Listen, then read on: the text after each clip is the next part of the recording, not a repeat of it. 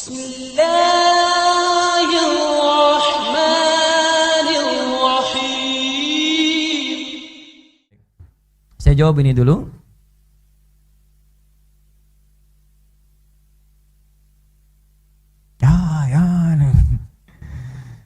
Bismillahirrahmanirrahim. Assalamualaikum warahmatullahi wabarakatuh. Assalamualaikum. Saya izin bertanya Buya, mengambil sumber hukum langsung dari Al-Quran dan hadis itu kan butuh kaidah ilmu, lughat, nahwu, saraf, istiqaq, ma'ani, bayan, badi dan lain-lain. Lantas gimana sikap Buya terhadap orang yang mengambil sumber hukum langsung dari Al-Quran hadis tanpa penjelasan ulama, sedangkan orang tersebut tidak memahami ilmu yang harus dikuasai untuk mencapai dua sumber?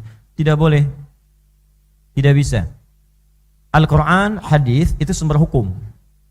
Produk hukum. Untuk memahami sumber hukum itu sehingga lahir produk hukum, mesti ada ilmunya. Gini. Bapak Ibu sekalian, obat itu kan produk. Ya kan? Baik, untuk mendapatkan obat mesti tahu ilmu meracik obat, kan? Dan ilmu mendeteksi penyakitnya. Maka kan belajar, dokter kan belajarnya lumayan tuh. Ya kan?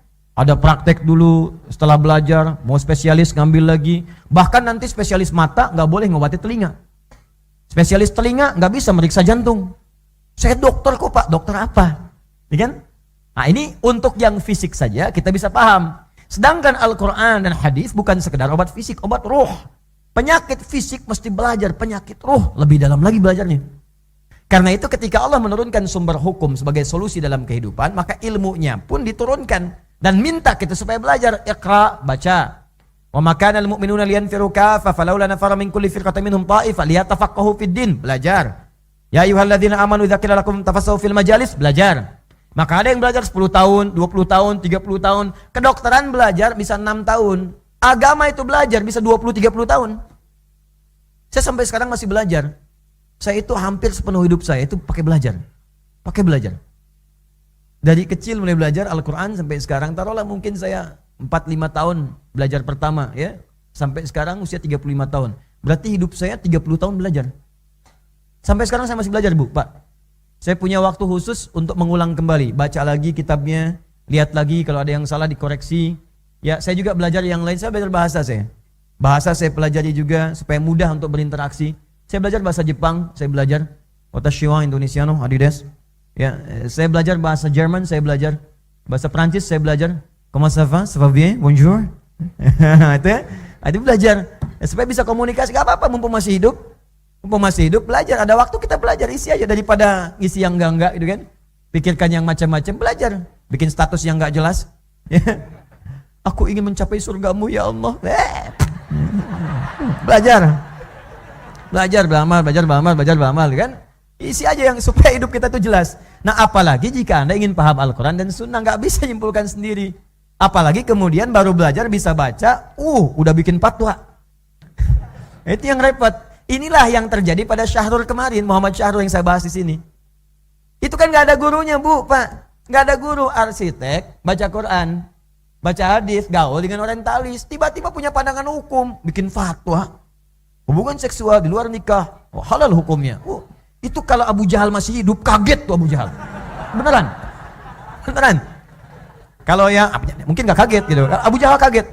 Abu Jahal, Abu Lahab. Sebab di tata hidup jahiliyah itu, nikah itu terhormat. Makanya Nabi Muhammad itu ketika ditawari, disogok oleh mereka, ya kata mereka, Muhammad sudahlah. Kamu ingin jadi pemimpin, kami berikan yang terbaik. Kamu ingin perempuan paling cantik yang kamu ingin miliki, kami fasilitasi untuk pernikahanmu. Bahasanya kami nikahkan, bukan kami bookingkan. Kami nikahkan. Di nikah itu sistem hukum terhormat di jahiliyah untuk pernikahan. Di orang yang berhubungan tidak menikah itu celak di jahiliyah itu, walaupun jadi keseharian. Itu amalan keseharian untuk menunjukkan sifat jahiliyah, tapi itu aib di mata mereka. Cuman karena jahiliyah itu dipraktekkan. Yang terhormat itu nikah. Jelas ya? Makanya kalau teman-teman kembali belajarnya benar, bersumber dengan cara yang benar, itu akan dapatkan kesimpulan yang benar. Hati-hati ya, hati-hati. Amanat para ulama kita dulu, walaupun hafal ratusan ribu hadis, tapi tidak paham isinya, jangan memberikan fatwa, bisa salah nantinya. Bisa keliru. Ya. Saya dalam waktu dekat ini, insya Allah juga dengan teman-teman ini akan, sudah kumpul-kumpul dengan ustadz-ustadz juga, saya usulkan. Alhamdulillah ada yang ingin membuat juga aplikasinya. Kita ingin membuat aplikasi untuk menerangkan ustadz atau sistem web. Jadi menerangkannya begini maksudnya, latar belakangnya, backgroundnya. Nih Ustadz ini ada berapa di daerah ini, di wilayah ini, di Indonesia pada umumnya. Backgroundnya apa? Ini ahli fikih, ini ahli tafsir, ini ahli hadis, kan? Ini ahli Quran. Jadi kalau Bapak Ibu ingin belajar, tinggal buka, klik Tanah Kusir. Ustadznya ada sekian, yang tafsir datang ke tafsir, hadis datang ke hadis. Karena tidak semua Ustadz menguasai semua ilmu. Jelas ya? Baik. Ya, kalau susah bagaimana Ustadz? Bisa nggak ke Ustadz Google? Google juga nggak ada sanad ilmunya. Awas, hati-hati. Saya bersabar aja dengan situasi sekarang karena saya anggap wajar biasa. Yang baru belajar kita hormati. Ya, yang semangat nggak apa-apa. Makanya kalau ada orang misalnya cepat menyalahkan atau apa, dipahami aja mungkin baru belajar. Jangan ikutan marah. Ya, saya membiasakan diri untuk tidak mencela atau membiasakan marah tidak. Nggak apa-apa, mungkin baru belajar. Ya, saya baru seumur-umur di Indonesia, di Tripoli saya diminta memberikan fatwa. Ya, kemudian jadi amin khutbah. Amin khutbah itu kayak ketua MUI lah kalau di kita gitu kan. Diboleh ngasih fatwa, boleh ngasih pertimbangan hukum. Bahkan kalau ada orang mau khutbah itu teksnya diserahkan lu ke saya untuk dicek. Dicek dulu, dilihat baru boleh khutbah. Jadi saya yang tentukan untuk khutbah di Jamiah Dakwah Islamiyah. Boleh silahkan naik. Di sini saya disebut bid'ah. Ustadz bid'ah katanya. Ya nggak apa-apa lah gitu. Nikmat juga. Alhamdulillah. Dan tapi nggak apa-apa, nggak usah marah karena mungkin belum tahu ya. Tak kenal maka ta'aruf. Aduh. Ibu kenal dengan suami tetangga, kan tidak harus sayang. Ta'aruf.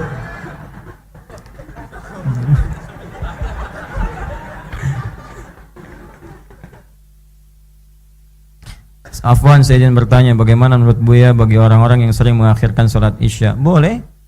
Kalau memang ditujukan untuk bisa menunaikan tahajud di malam harinya. Jadi mengakhirkan sholat Isya itu satu rangkaian dengan tahajud. Ya, makanya sunnah itu boleh. Kalau Anda ingin akhirkan sholat Isya, ada dua biasanya. Satu, kondisi pengajaran, sedang mengajar. Kalau jamaahnya itu saja.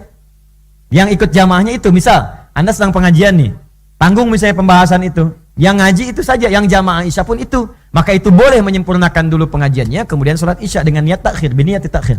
Tapi kalau pengajian itu di tempat umum, yang orang lain bisa mampir sholat, maka sunnahnya berhenti sejenak, sholat dulu. Karena ada orang yang nggak ikut ngaji, mungkin ingin ikut sholat saja. Begitu Anda teruskan ngaji, tidak ada kesempatan dia untuk sholat di situ, dia pergi. Oh, nggak ada jamaah di situ, begitu pergi meninggal, siapa yang tanggung jawab? Hah? Nah, kalau biniyati tahajud boleh. Ya, pengajian di Masjid An-Nur Tanah Kusir dimulai ba'da maghrib, selesai jam 3 malam, kan misal, kan nyambung ke tahajud untuk mengerjakan sunnah. Bisa. Nah, itu silahkan aja. Ya, jadi kalau Anda ingin mengakhirkan Isya, biniyatit tahajud, dengan niat menyambungkan salat Isya dengan tahajud. Sahabat yang sering mengerjakan itu namanya Umar bin Khattab radhiyallahu taala anhu, dan itu pun dikonsultasikan kepada Nabi sallallahu alaihi wasallam dan Nabi mengizinkan itu. Jelas ya? Jadi kalau niatnya mengakhirkan Isya supaya bisa bangun dan nonton bola, maka itu tidak dibenarkan.